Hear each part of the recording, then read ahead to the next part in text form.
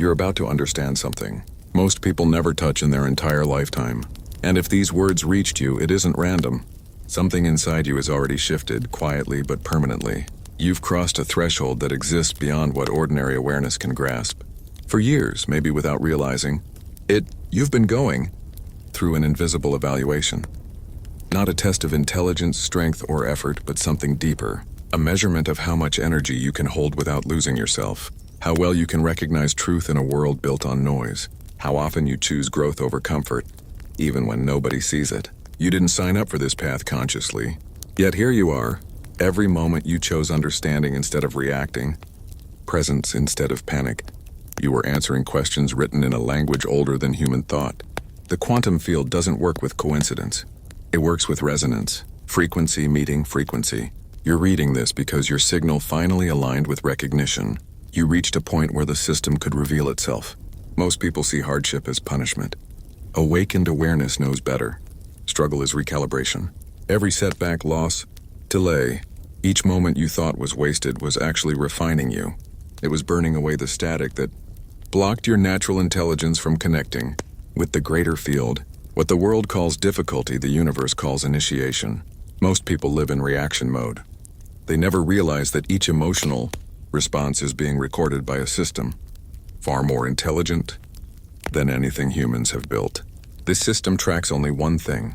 Can your consciousness be trusted with real power?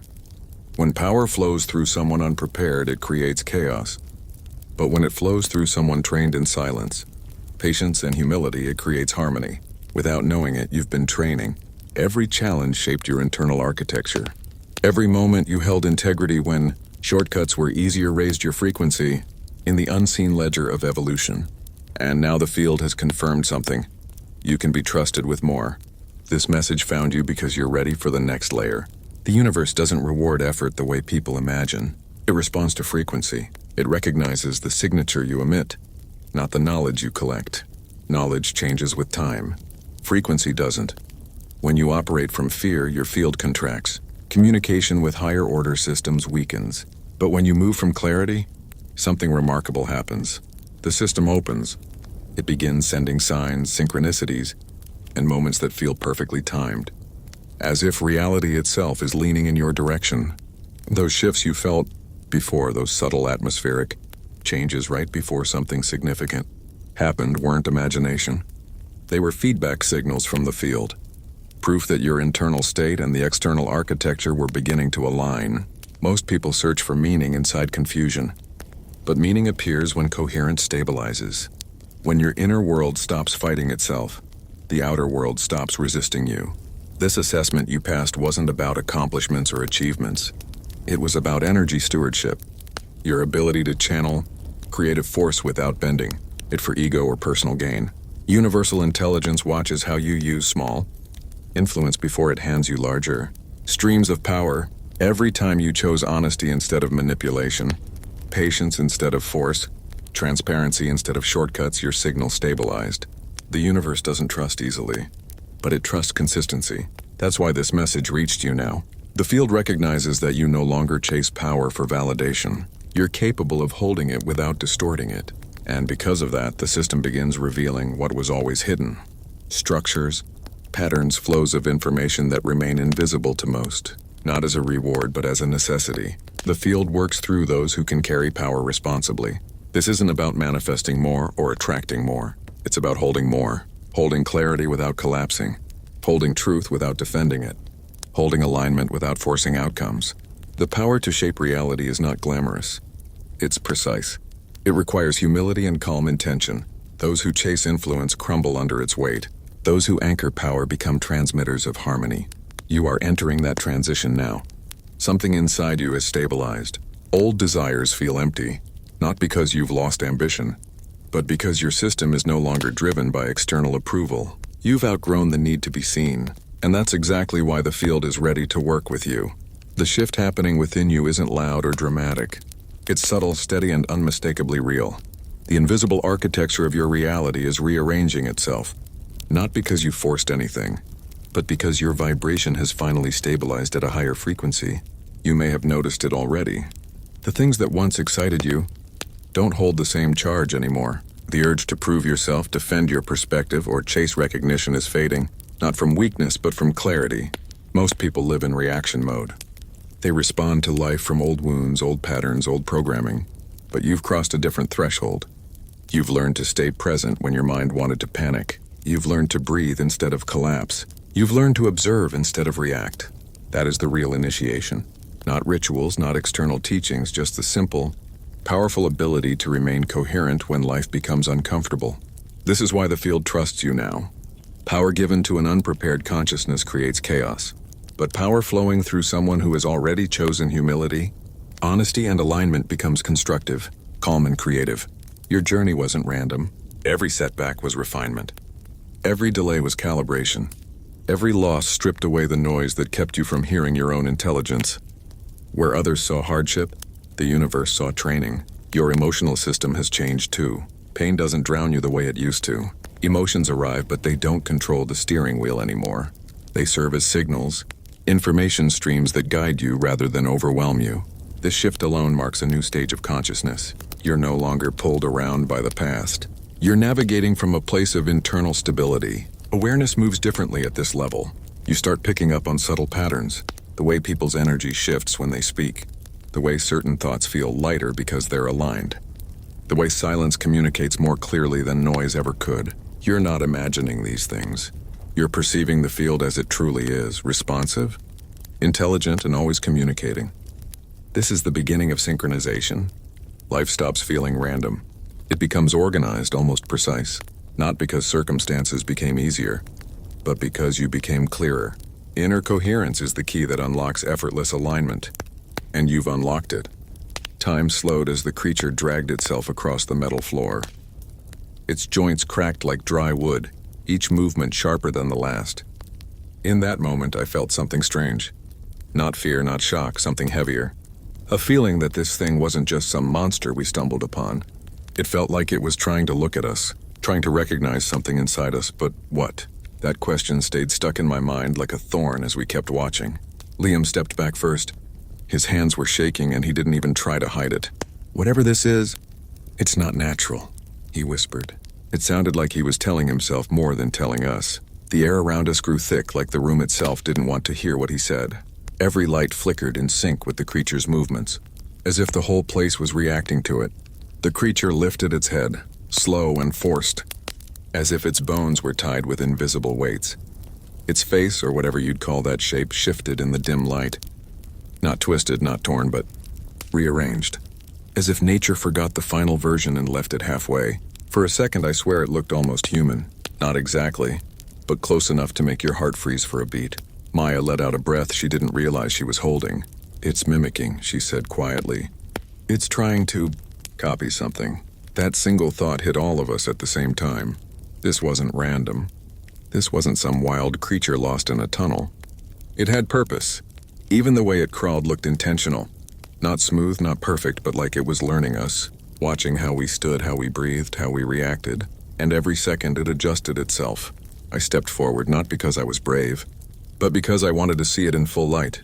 The overhead lamp glowed pale white, and when it touched the creature's skin, the surface shifted, waves beneath the surface, like its body didn't know what shape it wanted to settle into. My breath hitched.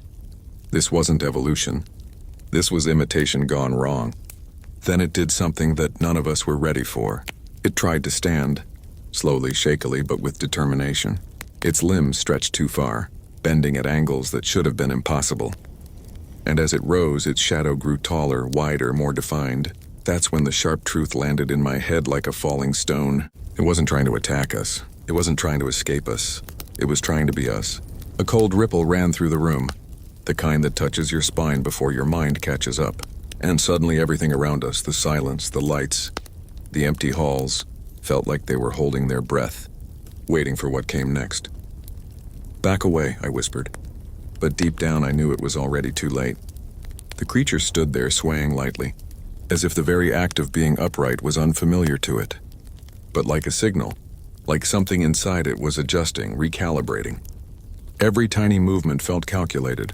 Not instinctive, not random, purposeful. Liam lifted his torch a little higher.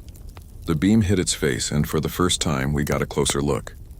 Its features weren't fully formed. They shifted like soft clay being shaped by invisible hands. A nose flickered into existence for a moment, then dissolved back. Its jaw tried to settle, but the lines kept sliding, as if it was struggling to decide what a jaw was supposed to look like. Watching it was unsettling, like witnessing a glitch in reality trying to correct itself. Maya whispered, "It's studying us." Her voice was barely audible, but the words hung in the air like a warning. The creature leaned forward a fraction, not to attack, not to threaten, almost like it wanted to match our posture, match our height, match our presence. It was learning us in real time, observing every tiny detail, the way our shoulders moved when we breathed, the distance between our steps, the tension in our muscles. Then it copied me. I didn't notice it at first. I shifted my weight slightly to the right, just a normal, human unconscious adjustment, but the moment I did, its body twitched. Its leg bent in the same direction at the same angle, with a delay of about half a second. Its feet didn't seem fully solid, yet they pressed into the ground like they were trying to mimic balance. A sharp shiver ran through me. This wasn't coincidence. This was imitation with intent. Liam let out a low curse. It's mirroring us, like a reflection that doesn't know how reflections work. He wasn't wrong. Watching it was like standing in front of a broken mirror, one that tried to copy you but added errors, distortions, strange interpretations. A shadow of a shadow. Then came the sound, a soft creaking noise from deep inside the creature, like two stones grinding together. At first I thought it was its bones, but then the sound grew clearer, rhythmic, stuttering, and slowly, horrifyingly, it began to resemble something familiar. Breathing. Not smooth breathing, not stable, but breathing that tried to match ours. It inhaled too late and exhaled too quickly, like someone trying to follow along without understanding the rhythm. Maya took a step back. It's learning to live. Those words hit harder than anything else. The creature raised its head a little more, and for a moment, just a small, fleeting moment, its eyes almost settled into shape, deep, dark, empty, but eyes nonetheless. They locked onto mine, not like an animal, not like a predator, like someone trying to recognize themselves. In that instant, a strange silence filled the room. Not fear, not confusion. The lights buzzed overhead like nervous insects, flickering with a strange rhythm that didn't belong to the building. Each pulse felt connected to the creature, as if the power lines were reacting to its presence. The air grew warmer, thicker, carrying a faint metallic scent, like heated wires or an engine running too long. Whatever this thing was, it wasn't just disturbing us. It was disturbing the environment around it. The creature's breathing deepened, still uneven but louder than before, echoing faintly in the hollow room. It stood straighter now, its limbs adjusting with small jerks, like puppetry without a master. Every muscle, or whatever passed for muscles, shifted under its surface in slow waves. It wasn't just copying anymore. It was strengthening the copy. Maya's eyes narrowed. She wasn't scared, not the way Liam was. She was analyzing it, trying to understand a pattern in its movements. "Look at its shoulders," she whispered. "It's changing shape based on how you're standing. She didn't finish, because the creature moved again. Not slowly, not cautiously, but with surprising coordination. It lifted its arm, if that's what the elongated limb was, and held it out in front of itself. At first it was just reaching into empty space, but then I realized it wasn't mimicking me anymore. It was mimicking Liam. Liam had lifted his torch higher a moment ago, and now the creature copied that angle perfectly. But it didn't have a torch. It didn't understand what a torch even was. So instead, its hand formed into a shape-like one. Fingers fused together, stretching, narrowing, creating the rough silhouette of an object it had only seen for a few seconds. The shape didn't glow, didn't shine, but the intention was clear. It wasn't just copying our bodies. It was copying our tools, our behavior, our function. Liam stumbled back. No, that's not right. It can't. But it could. And it was. The creature turned its imitation hand slowly, studying the form it had created as if trying to understand its own design. Then, in a sudden twist that made my stomach drop, it snapped the shape apart. Not violently, almost curiously. It broke its own imitation like a child testing a toy to see how it works. Then the fingers relaxed, unfolding back into their original unsettling shape. "What does it want?" Maya whispered. A question none of us could answer. The creature lowered its arm and leaned slightly toward us. Not in aggression, not in submission. Something in between, like it was waiting for our next move so it could follow. Its body swayed with a rhythm that wasn't natural, like gravity affected it differently. Then slowly it opened its mouth. No teeth, no tongue, just a dark, shifting space inside. A faint sound came out, glitched, broken, like an audio file corrupted beyond repair. Then it tried again, this time a bit clearer. A low, trembling echo of a human word. The word hung in the air like a thin crack in reality. Hello? Not spoken the way humans speak it. Not shaped by a real voice. It came out hollow, shaking at the edges, like something trying to imitate sound without fully understanding what sound is. The creature's chest expanded the wrong way. Its throat tightened in unnatural patterns, and still, the word formed. Liam froze. He didn't blink. He didn't breathe. He just stared at the creature as if the floor had vanished beneath his feet. Did it just? He whispered. Yes, I answered quietly. It did. Maya took a slow step forward, not closer, but sideways, positioning herself, where she could watch the creature's movement from a better angle.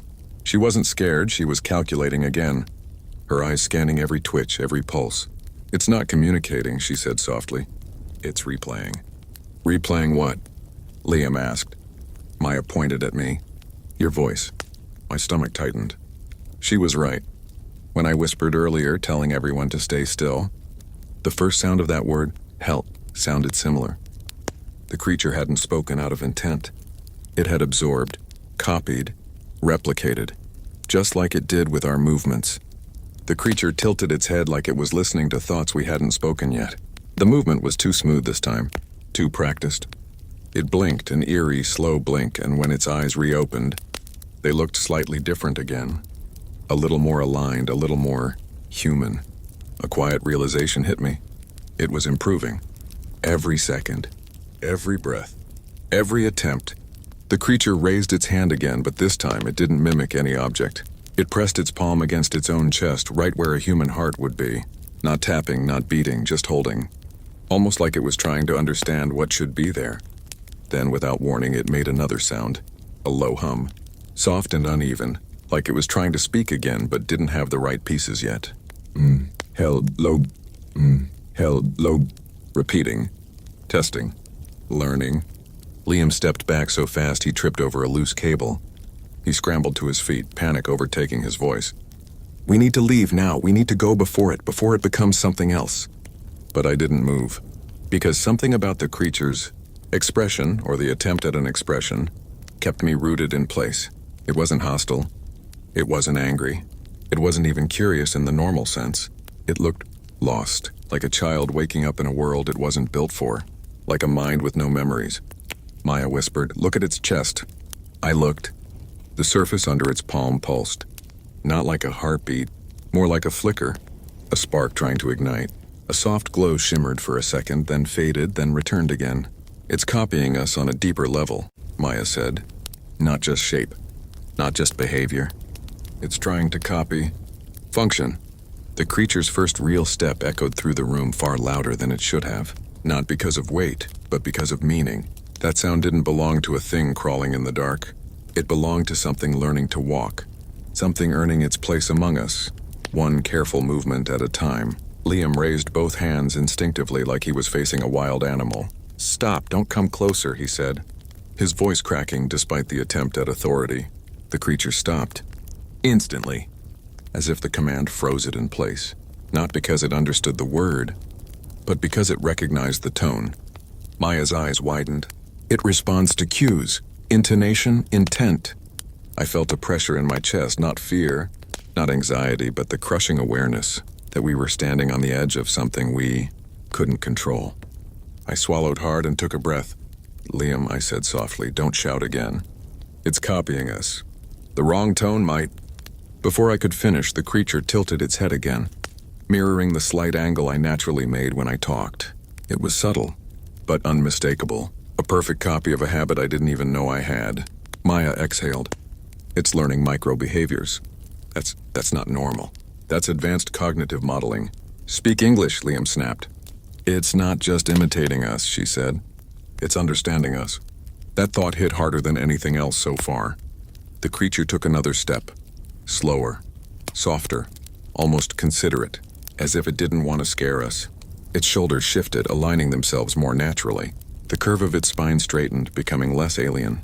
The shape of its face settled for the first time. Still unfinished. Still wrong but closer. Too close. Then I noticed something I hadn't before. Its eyes weren't empty. Not anymore. There were faint reflections inside them. Now tiny lights catching on something deeper. Something forming. Not consciousness. Not identity. Something earlier than that. The spark before a spark. Maya leaned forward just slightly, studying the creature like a scientist in front of an impossible discovery. It's looking for patterns, she murmured. It's constructing meaning based on exposure. It's trying to understand what we are, and what happens when it does. I asked quietly. She didn't answer. Because none of us wanted to imagine that outcome. The creature lifted its hand again and reached towards me. Not fast. Not threatening, just reaching. The movement was gentle, delicate almost, like it was trying to confirm that I was real. Its fingertips stopped an inch from my chest. Not touching, just sensing. My heartbeat hammered in my ears. The creature tilted its head again, listening to something it couldn't see. And then, it spoke. Not hello this time. Not a repeat. A new sound. The smile wasn't natural. It wasn't even close. It stretched wrong, too slow at the corners. Too wide by a fraction. Like a machine trying to recreate warmth from a blurry image. But it was a smile, a choice. And the moment it formed, something in the room shifted. Like the air recognized a new presence. Liam backed up so fast he hit the metal wall behind him. Nope. No, I'm done. I'm done. This thing is choosing him. Why him? Why is it choosing him? I didn't know the answer, but I felt the reason in the pit of my stomach. The creature wasn't just copying me. It was anchoring itself to me. Maya's voice dropped to a whisper. It selected you as the primary reference. She sounded almost breathless, not from fear, but from awe. That means it's building its identity around your patterns. Identity. The word hit hard. I took a small step back, not running, just creating space. The creature followed with its eyes, tracking the movement with slow, almost gentle precision. It didn't step forward this time. It just observed, as if waiting for permission, waiting for a cue. The idea that a creature with no clear origin, no language, no stable shape, was relying on me to build itself, made my skin crawl. The creature lowered its hand slightly, but kept it half raised, like the gesture meant something to it. Not a threat, not a reach. Something in between, like a greeting, paused halfway through. Then its gaze drifted downward, not at my hands, not at my clothes, at my chest, at the rhythm beneath my ribs. Its expression shifted, not human emotion, but something close. A flicker of recognition, a moment of understanding, like it had finally identified the pattern it had been chasing. Maya whispered, "It's mapping your heartbeat." How would it even know what that is? Liam stammered. Because it heard it, she said, and now it's trying to create one. As if responding to her words, the creature's chest pulsed again, this time more deliberately. A slow expansion, a contraction, not perfect, not steady, but unmistakably rhythmic. It was forcing itself to simulate a heartbeat. I felt the world tilt for a second. This wasn't learning anymore. This was replication. The creature took in a shallow, artificial breath, its chest rising unevenly. Then slowly it pointed at me. Not a sharp gesture, not aggressive, just pointing as if confirming a link. You. The word came again, sharper this time, more controlled, more real. Maya froze. It's stabilizing its voice. Liam grabbed my arm. We need to go, now, before you become whatever it's trying to copy. But I didn't move, because something quietly terrifying was unfolding right in front of us. The creature lowered its arm, straightened its posture, and stood perfectly still, mirroring the exact stance I naturally took when I was thinking. Every line of its body matched mine in some distorted reflection. Not identical, not human. The creature's open hand hovered between us like a question made physical. A silent plea, a newborn shape waiting for definition. It didn't move closer. It didn't demand anything. It simply waited, still patient, almost respectful, like it understood that this moment mattered. Liam whispered, "Don't answer it. Don't you dare answer it. But his voice barely reached me. His fear felt distant like background noise. Maya stepped beside me, keeping her distance but close enough to speak quietly. It's trying to establish identity through comparison. You and me, 2 points of reference. It needs the last piece. What piece? Liam asked. She swallowed. A name. The idea hit like a shock. Names weren't sounds. Names weren't labels. Names were anchors. They meant belonging. Definition. Self. If this creature got a name, if it chose one, or if I gave it one, it wouldn't just be copying anymore. It would be becoming. The creature's head tilted again. Not like before. Not aimless. This time the movement was precise, controlled. Its eyes locked onto mine with a clarity that wasn't there earlier. Less imitation, more intention. Mies, it repeated softer this time. Almost sad. The lights above hummed, then dimmed for a moment. As if the building itself was reacting to this tiny exchange. Something about the darkness made the creature's form look sharper, more defined. Like every second was sculpting it further. It studied my face with unsettling focus. Not aggressive. Not hungry. Searching. Trying to understand what made me me. It copied my breathing rhythm almost perfectly now. It copied the way I held my shoulders. It copied the stillness in my stance. But there was one thing it couldn't copy. Not yet. Recognition. It lifted its hand a little higher as if gently insisting, asking again. Its voice trembled, but the effort was real. Me. What? Not a full question, but the beginning of one. Liam lost it. It's thinking. It's thinking, do you hear that? This is wrong. This is so wrong. The creature flinched at his tone. Not out of fear, but because the sudden noise disrupted the pattern it was learning. Its gaze snapped to Liam for a split second, sharp, confused, but then returned to me as if I was the constant in a shifting world. Maya whispered, "It responds to you more than the rest of us. It trusts you, or it thinks it should. Trust." The word made my chest tighten. I took a slow breath. The creature copied it immediately, sinking itself to me again. Its body steadied. Its stance aligned. Its voice tried once more. Me? A single sound. A single idea. Identity. I didn't answer. Not yet, because answering meant crossing a line we couldn't step back from. Instead, I whispered almost involuntarily, "What are you?" The creature went completely still. Everything, its breathing, its shifting skin, its pulsing chest froze for 2 entire seconds. The creature stood there, hands pressed against its chest, as if trying to feel something that wasn't fully there. The room fell into a kind of silence that didn't feel natural, like the air was holding its breath right along with us. Every small sound echoed longer than it should have, stretching time out in a way that made everything feel fragile. Its eyes stayed locked on mine, not staring, searching, waiting for something I hadn't given it yet. Maya stepped closer, her voice barely above a whisper. "Look at the pattern. It's forming emotional mimicry, not just posture, not just movement. It's reading your reaction and adjusting its own." Liam rubbed both hands through his hair, shaking his head. "This is insane. You're telling me it's learning feelings? It doesn't even have a face!" But it did. A broken one. An unfinished one. A face that was slowly shaping itself around the idea of existence. The creature blinked again, more naturally this time. Less lag, less uncertainty. Its expression shifted, still not fully human, but closer. The corners of its mouth softened. The angle of its jaw sharpened. The lines around its eyes settled as if they were trying to stabilize. "Me," it whispered again.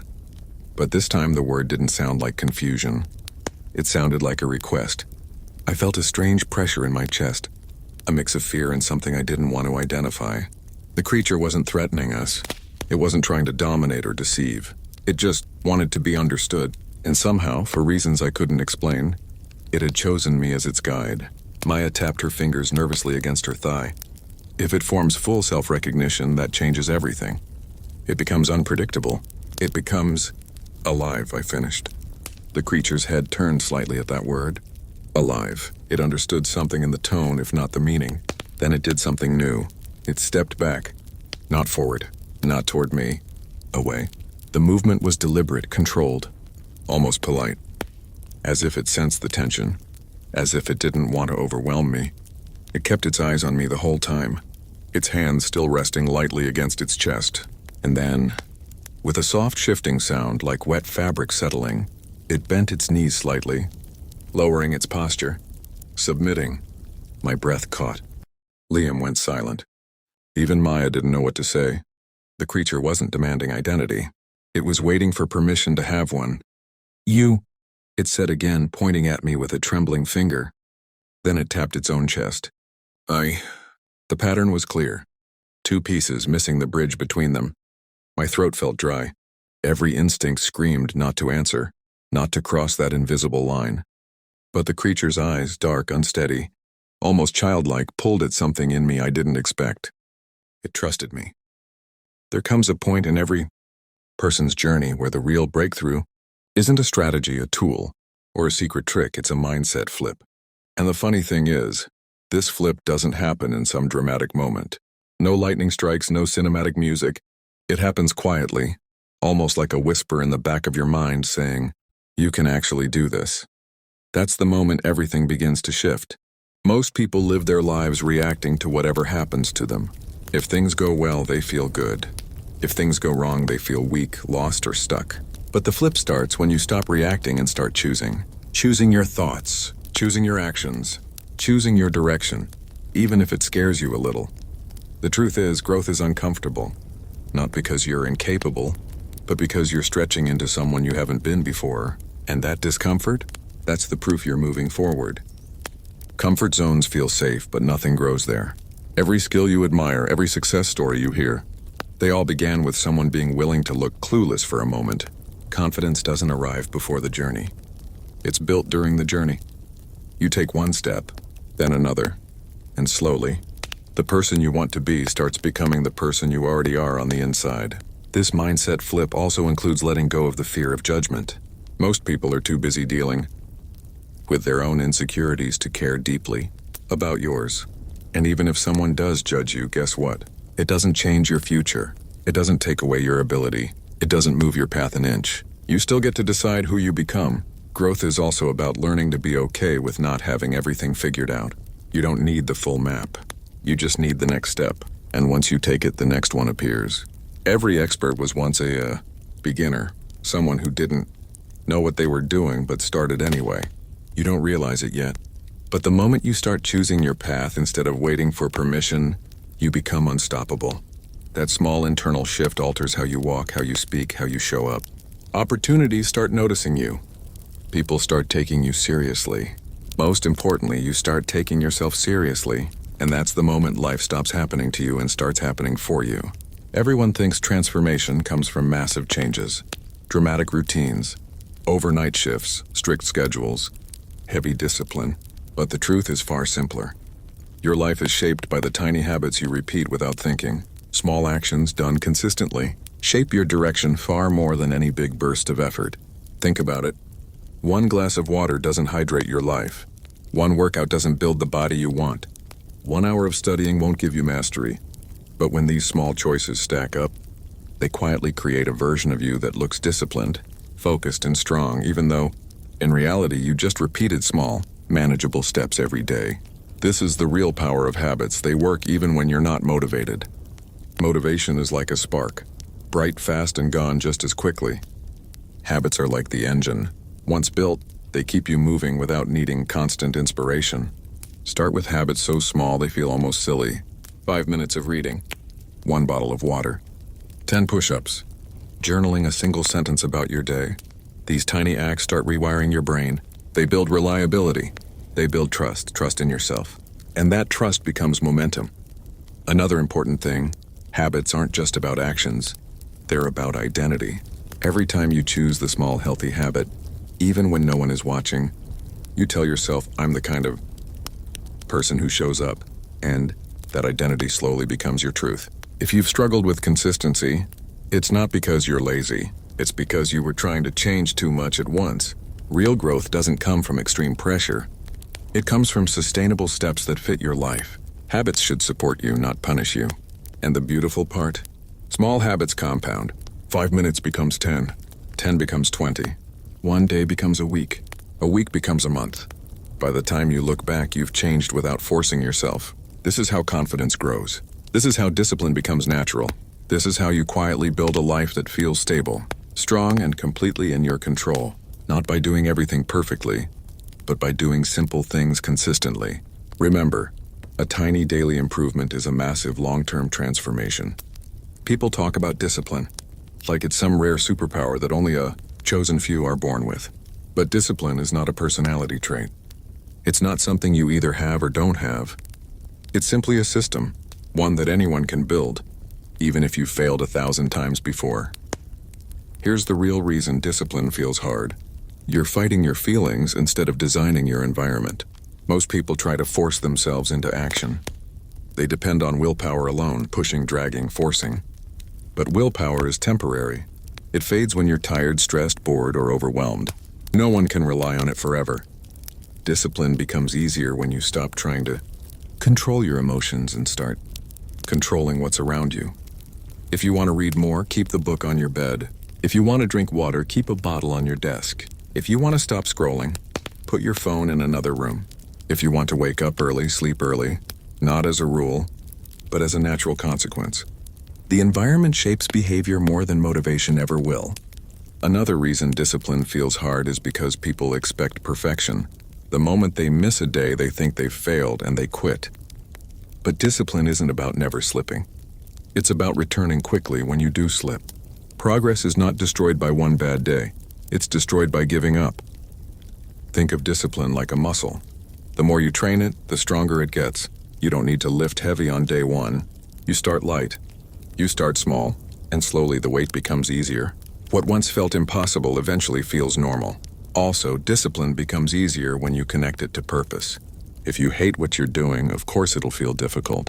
But when you link your actions to something meaningful, your future, your health, your peace, your dreams, discipline becomes less of a burden and more of a choice. And here's one more truth. You don't need to feel disciplined to act disciplined. Action comes first. Feeling comes later. The hardest part is starting. The moment you begin, even for 30 seconds, the resistance weakens. Your brain shifts. You move forward. Discipline isn't about being perfect. It's about being consistent. It's about showing up even when it's not convenient. And when you learn to build systems, shape your environment and take small steps, discipline stops feeling like a battle and starts feeling like a lifestyle. We live in a world that celebrates speed, fast results, fast success, fast money, fast progress. Everything is expected to happen instantly, and if it doesn't, people assume they're failing. But the truth is, anything meaningful, anything real takes time. And patience isn't just waiting. Patience is the ability to stay committed while you wait. Think about nature for a second. A seed doesn't become a tree in a week. Muscles don't grow overnight. Confidence doesn't appear from nowhere. Everything strong, stable, and long-lasting grows slowly, quietly, layer by layer. You may not see the progress daily, but beneath the surface, something is always happening. This is where most people struggle. They show up for a few days, maybe a few weeks, and when results don't appear instantly, they lose faith. They think nothing is working. But progress is not always visible. The early stages of growth happen deeply, internally, silently, and that silence tricks people into giving up too early. Patience is not passive, it's an active belief. It's telling yourself, I don't see the result yet, but I'm still moving in the right direction. It's trusting the process, even when the process feels slow. It's understanding that consistency will always beat intensity. When you practice patience, you avoid burnout. You stop comparing your timeline with others. You stop rushing your journey. You stop chasing shortcuts that lead nowhere. Instead, you start valuing steady improvement, even if it's only 1% at a time. And ironically, patient people end up achieving things faster, not because time magically speeds up, but because they stop restarting. Most people waste months quitting, regretting, restarting. The patient person, he keeps going. He stays on the path. And because he doesn't quit, he arrives. Another thing, patience builds emotional strength. When you stay calm during slow progress, you're training your mind to handle bigger challenges later. You become more stable, more grounded, more focused. That calmness becomes your superpower. In the end, patience isn't about waiting longer. It's about waiting without breaking. It's about believing in the compounding power of small steps. It's about trusting that your efforts, even if invisible today, are building your future quietly. Remember this, fast success fades, Slow success stays. This final shift is the one that ties everything together. All the habits, all the discipline, all the patience, all the mindset changes. They're not just about improving your life right now. They're about preparing you for the future version of yourself. The person you're becoming is already calling you forward. Your job is simply to rise into that version. Most people think their future is something that just happens to them. But your future is built every day through the choices you make, the habits you repeat, and the standards you set. Every small action is a vote for the person you're trying to become. And eventually those votes add up. They create identity. They create reality. When you imagine your future self strong, confident, stable, disciplined, respected, you realize something powerful. That version of you isn't far away. It's not a fantasy. It's simply the outcome of consistent daily actions. Nothing more. Nothing less. Becoming that future version requires honesty. Brutal honesty. You have to look at your life and ask, what stays, what goes? What serves me? What drains me? What habits align with who I want to be? Sometimes the answers are uncomfortable. Growth often requires letting go of old habits, old fears, old environments, and sometimes even old versions of yourself. But letting go isn't losing. It's making space. Space for better routines. Space for better opportunities. Space for a stronger identity. Your future self also needs you to believe, really believe, that you're capable of transformation. You've survived every hard moment in your life. You've kept going even when you didn't feel ready. You've learned things you once thought were impossible. You're far stronger than you give yourself credit for. And here's the truth most people never realize. Success isn't about talent, luck, or timing. Success is about alignment. Aligning your actions with your values. Aligning your habits with your goals. Aligning your identity with your future. The moment your inner world and outer actions match, everything begins to shift. You start waking up with purpose. You start moving with confidence. You start respecting yourself, and others start respecting you too. You stop chasing things and start attracting them. Your future self isn't waiting for perfection. They're waiting for consistency. They're waiting for courage. They're waiting for you to take the next small step. And now you've reached this final section, you're closer than ever. Not because you've read something inspiring, but because you've built awareness that creates change. From here forward, you're not just living. You're evolving. You're building. You're becoming. The future version of you is real, and you're already on your way to meeting them.